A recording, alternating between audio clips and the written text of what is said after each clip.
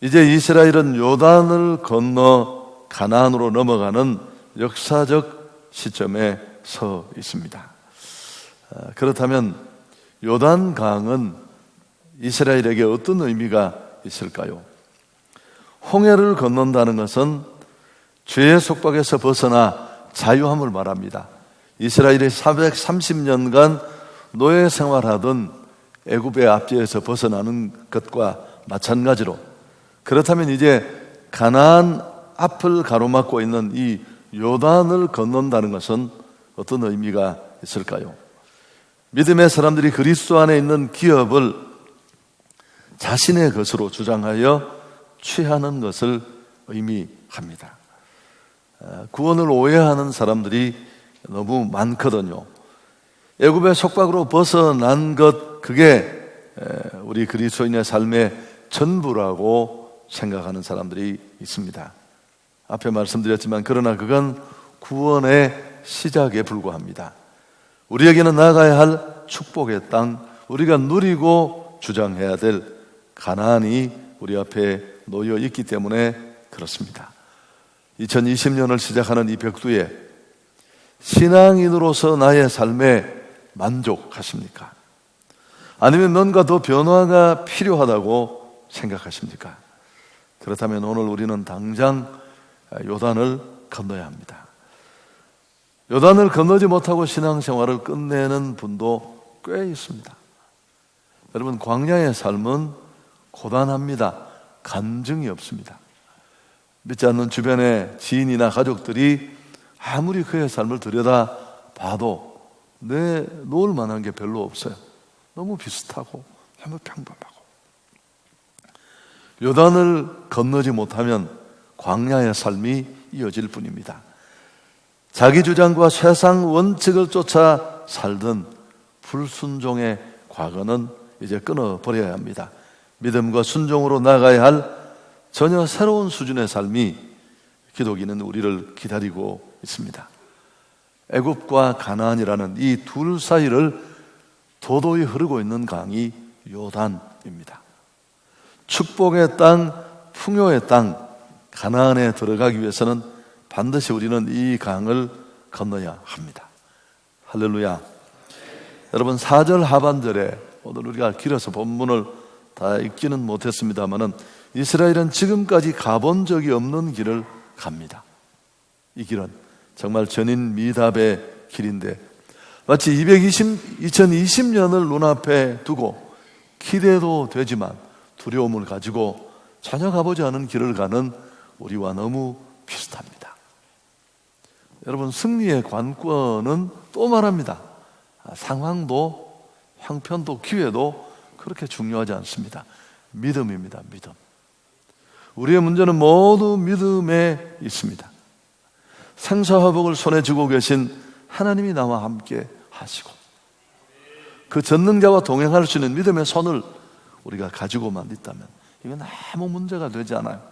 절망이 크다는 건 간증거리가 더 커질 수 있다는 뜻이고, 위기가 온다는 건 그 위기를 뛰어넘으면서 내 신앙의 근력이 더 단단해지는 것을 의미하니까요. 믿음으로 구원받고 믿음으로 축복받습니다. 삶도 사역도 일도 믿음으로 풀어가야 할 줄 믿습니다. 자, 첫 번째, 요단을 어떻게 넘어가야 할까요? 자, 1절, 2절을 우리가 같이 한번 읽도록 하겠습니다. 또 여호수아가 아침에 일찍 일어나서 그와 모든 이스라엘 자손들과 더불어 시딤에서 떠나 요단에 이르러 건너가기 전에 거기서 유숙하니라. 사흘 후에 관리들이 진중으로 두루 다니며. 여호수아와 이스라엘은 시딤으로부터 요단으로 옮겨왔습니다. 강 건널 준비를 하는 거죠. 그런데 3일을 그냥 그곳에 머뭅니다. 여러분, 상식적으로 생각해 보십시오. 200만 가까운 사람들이 뭐 군인이라고 보기에는 너무 형편없는 오합지졸이고 그냥 무슨 피난민 무리 같았겠죠. 그들이 빨리 이 요단을 건너 가나안 땅으로 입성해야 될 텐데 요단으로 옮겨와서 그들은 3일간 그곳에 머뭅니다. 여러 가지 준비를 하는데 시간이 필요했을 것입니다. 쉬운 우리말 번역은 1절 뒷부분을 이렇게 번역하고 있습니다. 요단 강가에 도착해서는 언제 강을 건널 것인가를 결정할 때까지 진을 치고 기다렸다. 훨씬 원문에 가까운 번역입니다. 지도자 여호수아는 이 촉박한 때에 그 많은 무리를 이끌고 초능을 다투는 시간에 왜 3일을 기다렸을까요? 도대체 무엇 때문에? 여러분, 요단 도하에 대한 하나님의 뜻을 기다리고 있었습니다. 그는 일찍 일어났습니다. 뭘 했을까요? 분명히 기도했을 겁니다. 여호수아를 한번 읽기를 바라는데요. 1장 오늘 1절, 6장 12절, 7장 16절, 8장 10절에 계속 나오는 말이 그가 아침에 일찍 일어났어. 아침에 일찍 일어났어. 여호수아, 탁월한 이다 여호수아는 아침형 인간이었습니다. 그리고 그 이른 시간에 나와 그의 뒤 얹혀진 이 막중한 일들을 내려놓고 내 지혜로는 이 문제를 풀어갈 수 없다는 것을 너무너무 잘 아니까 하나님 앞에 기도했던 것입니다. 모세, 다윗, 심지어 예수님에게까지 믿음의 삶을 힘있게 살았던 사람들에게 공통적으로 볼 수 있는 특징입니다. 여러분, 하루를 기도 없이 시작하는 것보다 교만한 인생은 없습니다. 내가 할 수 있다는 거죠. 내 짧은 수박통보다 작은 머리로 계산해서 이 문제를 헤쳐나갈 수 있다는 거죠.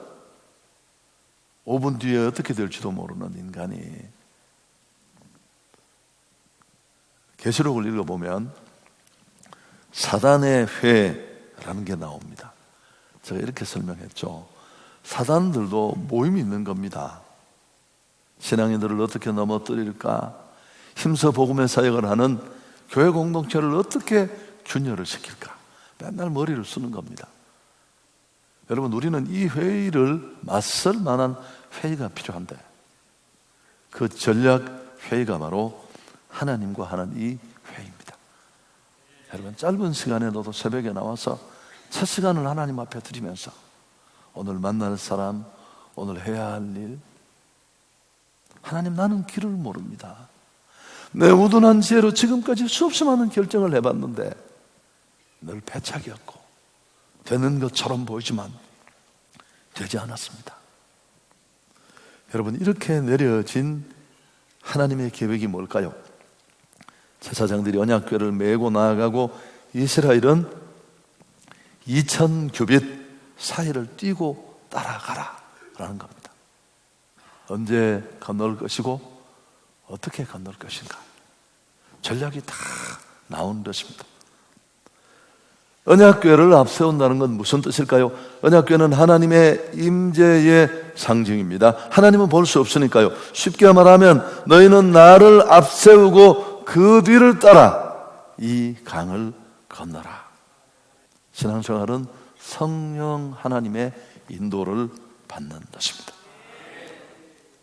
나보다 나를 더 잘 아시고 내 인생의 길을 아시는 그 하나님, 그분이 나를 인도해 주시는 겁니다. 나는 내 마음대로 사는 인생인가, 하나님의 인도를 받는 인생인가? 이것이야말로 시딤과 가나안을 결정짓는 분수령입니다. 자, 두 번째, 그러니까 첫 번째 이 요단을 건너는 원리는 하나님의 인도고요. 두 번째는 참 우리가 받을 교훈이 많은데요. 5절을 같이 한번 읽겠습니다. 여호수아가 또 백성에게 이르되 너희는 자신을 성결하게 하라. 여호와께서 내일 너희 가운데 기이한 일을 행하시리라. 이것도 참 재미있는 부분인데, 지금 그 요단강을 건너야 하는데, 그래야 가나안 땅에 들어갈 수 있는데 수백만이 이 땅을 넘어가서 정복해야 되는 대단히 위기 상황에 있습니다만은 정작 그들에게 주신 명령은 좀 앞뒤가 맞지 않는 엉뚱한 요구처럼 보입니다. 이렇게 건너라, 무슨 방법을, 노하우를 알려줄 것이 텐데 어처구니 없게도 하나님은 너희 자신을 성결케 하라.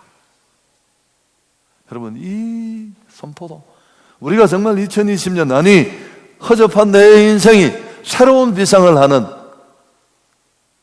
근본적인 변화를 꿈꾼다면 반드시 점검해야 될 부분입니다. 우리는 가끔씩 이렇게 기도합니다. 하나님, 꽉 막힌 내 사업의 문을 열어주십시오. 우리 가정의 이 어려운 문제 풀어주십시오. 나는 해법이 없습니다. 어쩌다가 내가 열심히 살았는데 내 건강이 무너져서 이 지경이 되고 의사가 나를 향해 얼굴을 돌립니다. 하나님 살려주십시오. 고쳐주십시오. 기도할 때 많잖아요. 근데 우리가 간절히 기도해 보면 하나님은 우리 간구와 요청에 응답하시기 전에 그분이 이런 말씀을 하세요. 너는 너 자신을 깨끗게 하라. 제가 부목사 때 부목사의 소원은 뭐라고 했습니까? 남북 통일 그런 거 아닙니다. 이분들은 0.1초 만에 네 소원이 무엇이냐, 내가 배호진 목사님 담임 가기 전에 물었습니다. 행정수석할 때 담임 목사 되는 겁니다. 당연하죠. 저도 너무너무 담임 목사가 되고 싶었어. 저는 34살 때부터 그랬습니다. 나이도 얼마 안 됐는데 막 속이 타가지고 하나님 담임 목사가 되게 해주십시오. 나도 이제 내 목회를 하고 싶습니다. 그렇게 금식하며 기도를 하던 어느 날 하나님이 새벽에 내게 이런 물음을 주셨습니다. 내가 참 담임 되기를 소원하는데 담임과 부목사의 차이를 좀 설명을 해달래요. 어차피 너는 영혼을 살리는 나의 일을 하고 있는데 담임과 부목사의 차이가 뭐냐는 거야. 내가 이거 설명하는데 7개월이 더 걸렸어요. 그 물음에 답을 하기 위해서 내가 고민을 하다 보니까 여러분, 부목사로 하나님의 일을 하는 것과 담임 목회자로 하나님의 일을 하는 것은 하나님 앞에는 아무런 차이가 없어요. 근데 나한테는 맨날 담임 목사님 뒷바라지는 하는 거고 뭘 내가 해놔도 영광은 그분이 받는 거고 폼도 안 나고 기분도 안 좋고 이게 너무 안 좋았던 거죠. 그래서 좀 막 낯도 내고 싶고 폼도 잡고 싶은데 내가 이 실체를 드러내고 그분 앞에 겸손히 나가서 하나님, 그런 게 아닙니다. 그리고 제가 마지막에 했던 약속이 뭘까요? 당신이 정말 날 못 믿으시겠다면 내가 안전장치로 약속을 하나 하겠습니다. 아무리 작은 교회라도 오라고 하면 가겠습니다. 2달 뒤에 22명이 모인 교회에서 저를 오라고. 그래서 제가 또 3달을 기도했습니다. 여러분, 하나님은 지금도 말씀합니다. 우리가 문제를 어떻게 해결할 것인가 하는 방법을 찾을 때 그분은 우리에게 중요한 건 너 자신이다. 네가 내 마음에 합한 사람인지, 과연 내가 너와 함께 할 만한 깨끗한 사람인지, 내가 손에 잡고 이 시대를 나와 함께 할 만한, 나와 거룩한 성품이 맞는 사람인지 그걸 점검하라. 생사의 주권자이신 하나님, 죽고 살고 흥하고 망하고 그게 다 그분 손에 있습니다. 내가 30년 해도 안 될 거 그분이 3분 축복하시면 열립니다. 그 하나님이 함께 하시면 무엇이 문제겠습니까? 사업, 가정, 건강 아무것도 문제가 되지 않습니다. 기적의 주인공이 될 줄 믿습니다. 여러분, 이거는 생뚱맞은 얘기처럼 보지만 얼마나 우리가 2020년 농런하고 한 번 반짝 성공이 아니라 끝까지 하나님의 손에 잡혀 무너지지 않는 인생이 되려면 이 거룩은 반드시 우리가 간과해서는 안 됩니다. 하나님의 뜻이 분명해도 거룩이 훼손되면 거기서 모든 것은 끝납니다. 삼손과 바울의 공통점이 뭘까요? 둘 다 하나님으로부터 큰 사명을 받은 사람들입니다. 그러나 그 둘의 끝은 너무너무 다르잖아요. 바울은 상황이나 영적 전쟁의 싸움만 했을 뿐만 아니라 자신과도 싸웠습니다. 디모데후서에서 믿음의 선한 싸움을 싸우고 달려갈 길을 마쳤다. 영적 전투만이 아니라 자기와 치열하게 피 흘리기까지 싸웠습니다. 삼손은 막강한 힘으로 그들의 정적인 블레셋과의 전투를 큰 승리의 전과를 올리는 용장이었습니다만 자기 안에 죄와 싸우지 않았습니다. 성결이 무너지니까 머리 뽑히고 머리 잘리고 눈 뽑히고 이방인에게 끌려가서 조롱당하면서 무너질 수밖에 없었습니다. 나는 하나님과 동행할 만한 진실함이 내게 있는가? 과연 하나님이 나를 들어설 만한 성결한 그릇인가? 그렇지 않으면 요단을 건너가지 못합니다. 행복이 아니라 우리는 거룩을 추구해야 합니다. 이제 준비는 끝났는데 어떻게 건너야 할까요? 8절 같이 읽습니다. 너는 언약궤를 맨 제사장들에게 명령하여 이르기를 너희가 요단 물가에 이르거든 요단에 들어서라 하라. 여러분, 이 부분이 오늘 설교의 사실은 클라이막스인데요. 하나님은 내가 너와 함께 하겠다. 믿고 요단강에 다다르거든 강물로 들어가라 라는 게 축복을 맡고 있는 요단강을 뛰어넘는 마지막 방법인데, 요단강은 1년 중 대부분은 강폭이 30cm 정도밖에 안 됩니다. 성지 순례 가는 사람들이 요단강 보고 다 낭망합니다. 이걸 왜 왔나 싶은 거예요. 근데 장마철인 봄에는 강물이 흘러넘쳐서 강폭이 1.6m로 늘어나고 수심도 4m가 돼요. 헐몬산에 눈이 녹아 요단에 흐르고 이른 비까지 내리면 강물의 수위가 최고조에 이르러서 그냥 건너는 건 불가능합니다. 강둑에 넘치는 물을 보고 강물에 뛰어드는 것은 어쩌면 이상한 행동입니다. 바로 고도의 믿음을 요하는 부분입니다. 그런데 여러분 읽어보면 실제로 발을 담그었더니만 어떤 변화가 일어났습니까? 언약궤를 맨 제사장들이 강물에 발을 들여놓는 순간 위에서부터 흘러내리던 물이 멈췄습니다. 32km가량이나 떨어진 아담의 변방에까지 물길이 일어나 벽을 쌓은 듯이 멈춰섰습니다. 100만이 넘는 이스라엘은 걷더니 도보로 건널 수 있었습니다. 15절 16절 오늘 본문의 클라이막스인데 같이 한번 읽겠습니다. 요단이 곡식 거두는 시기에는 항상 언덕에 넘치더라. 궤를 맨 자들이 요단에 이르며 궤를 맨 제사장들의 발이 물가에 잠기자 곧 위에서부터 흘러내리던 물이 그쳐서 사르단에 가까운 매우 멀리 있는 아담 성읍 변두리에 일어나 한 곳에 쌓이고 아라바의 바다 여매로 향하여 흘러가는 물은 완전히 끊어지며 백성이 여리고 앞으로 바로 건넜다. 그들의 이 도전적인 믿음을 모시고 하나님이 행하신 기적입니다. 여러분, 상당수의 성도들이 여기서 다 넘어져요. 젖과 꿀이 흐르는 가나안에 들어가지 못합니다. 광야에서 신앙생활을 끝냅니다. 광야는 훈련하는 곳이에요. 앞으로 지침, 뒤로 지침, 좌로 회전, 우로 회전. 힘들고 고단하고 먼지만 나고 젖과 꿀이 흐르는 가나안 땅에 들어가야 합니다. 죄악의 강 홍해는 잘도 건넜는데 이 부분에 브레이크가 걸립니다. 여러분, 홍해는 갈라놓고 건너겠잖아요. 이게 달라요. 요단은 여전히 물이고 흐르고 있는데 믿음으로 발을 들여놓으면 강이 멈추어 서는 겁니다. 이 둘 사이는 엄청스러운 차이가 납니다. 홍해를 건너는 방법과 요단을 건너는 방법은 다릅니다. 죄악의 강은 은혜로 건넜지만 축복의 강은 고도의 신앙으로 건너야 합니다. 여러분, 이건 언제 가능하냐 하면 하나님이 정말 살아계시는 분이라고 믿어질 때 가능해요. 자, 10절에 보십시오. 또 말하되 살아계신 하나님이 너희 가운데 계신다. 교회에서 찬송할 때 말하는 하나님 말고요, 막연히 부르는 그 하나님 말고 정말 그분은 살아계셔서 나를 보시고 나와 함께 하시고, 이 확신이 없는 사람은 못합니다. 강둑에 가득한 물은 보이는데 하나님 보이지 않으면 발도 못 담궈요. 우리에게 주시는 교훈이 무엇입니까? 믿음으로 발을 강물에 들여놓지 않는 한 요단은 갈라지지 않습니다. 많은 성도들이 물가에서 신앙생활을 마칩니다. 예수 믿는 것처럼 보이지만 그들은 종교인이에요. 교회가 주는 약간의 심리적 위안을 누리지 갈라지는 축복, 가나안의 영광, 간증은 그들과는 상관이 없습니다. 물이 갈라진 다음에 제사장들이 발을 들여놓은 것이 아니라 믿음으로 발을 들여놓았더니 물이 갈라졌습니다. 요한복음 11장에 보면 성경은 이렇게 말합니다. 내 말이 내가 믿으면 하나님의 영광을 보리라. 요한복음 11장 40절에 있는 말씀인데요, 여기 동사가 2개 나옵니다.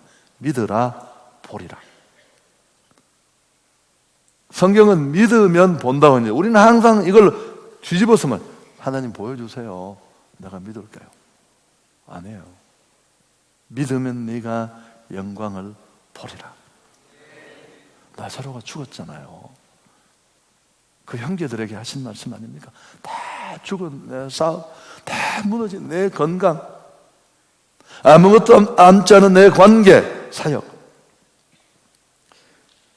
너희가 믿으면 하나님의 영광을 보리라.